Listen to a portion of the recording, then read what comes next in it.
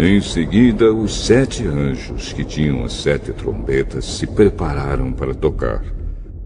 O primeiro anjo tocou a sua trombeta.